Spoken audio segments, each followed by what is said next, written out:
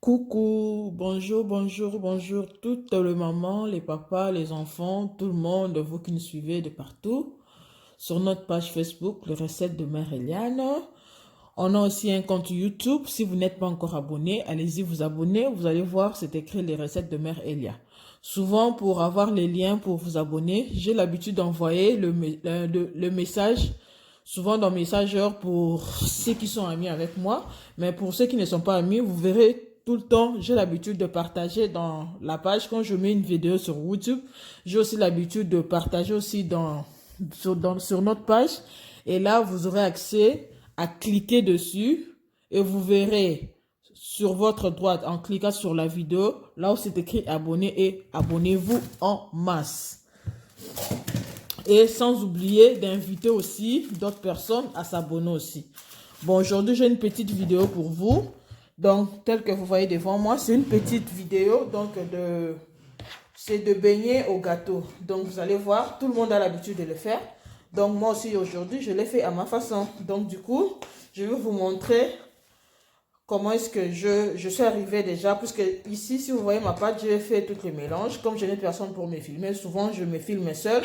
Donc, je n'utilise qu'une seule main pour le faire. Là, j'ai déjà tous mes mélanges. Donc, je vais vous expliquer comment j'ai obtenu ces mélanges. Donc, j'avais besoin de 1 kg de la farine, tel que vous voyez, 1 kg de ma farine. J'avais besoin du sucre. Du sucre, vous allez mettre au fur et à mesure selon votre goût. Moi, je n'aime pas trop du sucre, donc du coup, je mets un peu du sucre. Vous allez mettre selon votre choix du sucre. J'ai eu besoin de 3 œufs pour 1 kg de farine. J'ai eu besoin de mettre le beurre, pincé du sel. Je mis 2 vanilles, du lait. Si vous n'avez pas du lait comme ça, vous pouvez mettre du lait en poudre, mais vous les mélangez dans de l'eau tiède. J'ai besoin de mettre de la levure chimique et j'ai mis un peu de muscade, juste pour donner du goût, pour accentuer un peu du goût. J'ai mis juste un peu et là, vous allez voir, j'ai du citron devant moi. J'ai aussi mis de la zeste de citron. Je râpais avec ma râpeuse. Encore un petit truc tel que vous voyez, ça c'est la noix de coco en poudre. J'ai juste mis un peu. J'ai l'habitude d'acheter ça. Souvent quand je fais mes beignets, je mets dedans. Bon, comme c'est du beignet au gâteau, je préfère mettre encore un peu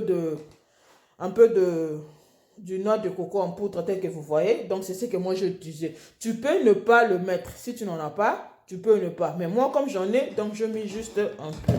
Et là, vous voyez, c'est la pâte que j'ai obtenue, mais je n'ai pas encore mélangé les tout. Je juste mis, maintenant je vais mélanger. On va les mélanger ensemble.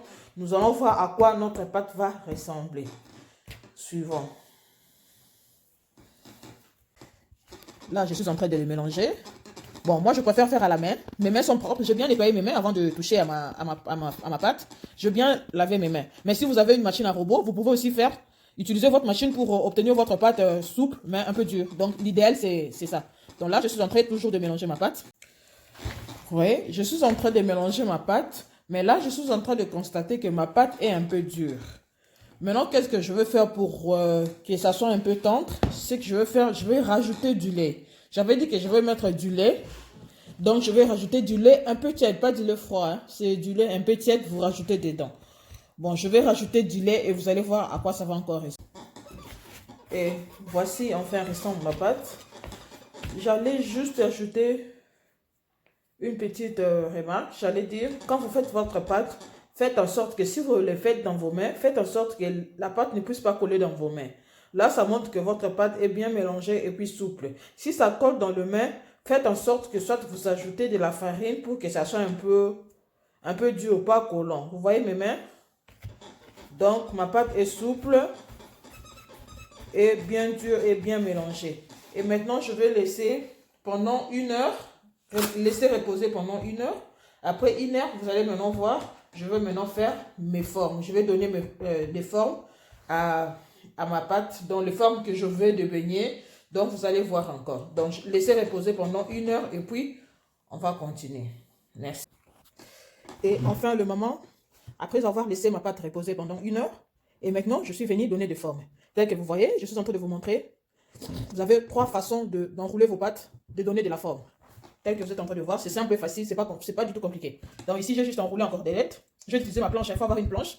Donc vous mettez d'abord de la poudre de la farine sur votre planche. Après, vous prenez votre pâte, comme ça en boule. Vous faites comme ça en boule. Si vous voulez faire en cordelette, vous prenez la boule, vous enroulez dans votre pâte. Et puis, après avoir enroulé, maintenant, vous pouvez utiliser votre doigt pour faire les cordelettes comme ça. Ou soit vous enroulez, vous pouvez toujours utiliser la même doigt pour faire comme un nœud. Donc, c'est comme ça que j'ai obtenu ces formes. Donc, c'est pas du tout difficile, donc c'est facile. Donc, osez et puis vous allez voir vous-même. Donc, j'ai 3 formes devant moi. Après avoir laissé ma pâte reposer pendant 1 heure, maintenant, j'ai donné de la forme et maintenant, je vais frire à l'huile. Et bon appétit chez vous. Pas du tout compliqué, facile à faire. Facile même, pas beaucoup de temps. J'avais pris juste 20 minutes pour faire ma pâte et puis laisser reposer 1 heure. Du coup, donc, pas du tout compliqué. Merci.